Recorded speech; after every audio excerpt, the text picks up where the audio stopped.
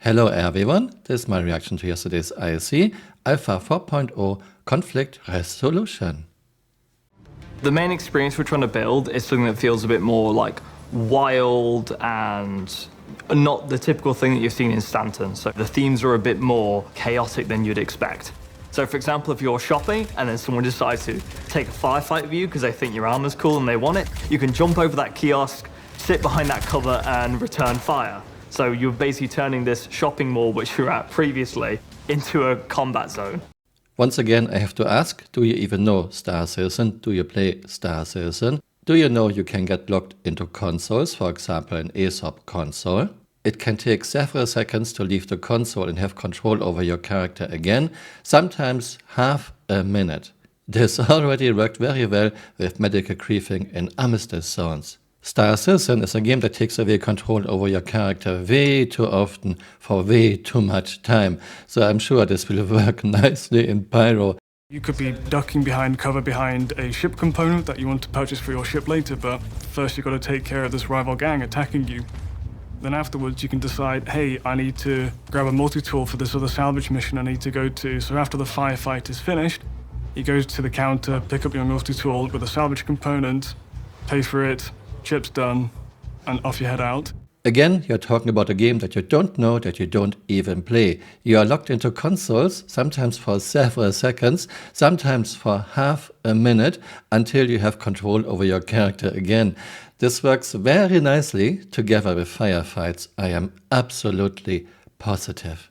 For 4.0 with server meshing, we expect higher server frame rates, so the idea is that you'll get a much more engaging AI experience. This is a very bold claim. Server meshing will fix everything. We will have acceptable lags and do things and very good NPC AI. I hope so, but looking at CRG's track record, color me very skeptical. I might use this in the future. Here CRG shows us a firefight, one player against 4 NPCs, and what do you notice? Those NPCs are not reacting at all. You kill one, then the second NPC slowly turns around and you kill him, and a third NPC, oh, did something happen?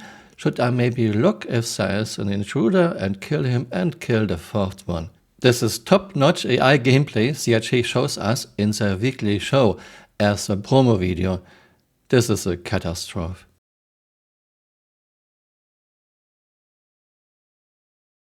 Similar, including things like copions into battle. One of the factions has pet copions, and copions fight alongside them, and that is fantastic because it gives you a different silhouette when you're fighting these factions. We finally got fauna into the game, well 2 for now, and CRG is putting them into everything, into asteroid bases and now into Pyro as part of some gangs. Most of the time fauna still doesn't do anything, it's kinda T-posing, but yes, server meshing will fix everything. When you arrive at Pyro, one of the first things you want to do is enlist one of the 2 primary factions. The Headhunters have more tiered structured armor, which you can acquire. The more higher tiered the armor is, the more tanky and resistant those enemies are. Player armor in Star Citizen India 12 is still only a percentage damage reduction. Even a bullet from the weakest pistol does damage to you if you are wearing the best heavy armor in the game. While in real life we have different armor types. For example, level 2 armor protects you against most pistol rounds, level 4 armor protects you against most rifle rounds. You would land your ship under the cover of darkness, you're taking your ground vehicle to the outpost. Would be nice if we would have decent driving physics in year 12. What we have is worse than in the very first Mario Kart arcade game. There is no mass simulation, no inertia, vehicles are just pivoting around the central Z-axis. There is massive oversteering. Vehicles are jumping around as if they were made out of a paper bag. If you're aligned with the Citizens for Prosperity, you might be given a mission to go to Rustville and actually head down into the canyons and try to steal some of their scrap from their derelict ships in the base of the canyons. This is the best you can come up with. Let's steal scrap from the other faction. Come on, CRG, not even you can be so unimaginative. Come on, we don't fight over scrap, please. How we're validating combat is ensuring that the players can have a lot more stealthy approach, have a lot more overview of what their targets are doing and where they're going. Stealthy approach is fine, I like games that have stealth. But why do we have silly lights on armor? Lights that don't do anything for us but make us a nice target in dark areas and at night. Please, at the very least, give us a switch to turn off those lights.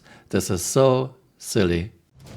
You are going to need to use your aerial support to take out these defensive measures so that you can even get people close to the location. Eventually, you can pull in your ground vehicles. Oh, I see how it is. CRT wants to force us to use ground vehicles in a game with driving physics that are one of the worst I have ever seen in any game. In addition, not many ships can carry a Spartan, actually only a very few, and Spartan Atlas platform has one of the worst ground clearances I have ever seen in any vehicle in any game. This design is just terrible. Thanks for watching and see you next time. Bye. Auf Wiedersehen.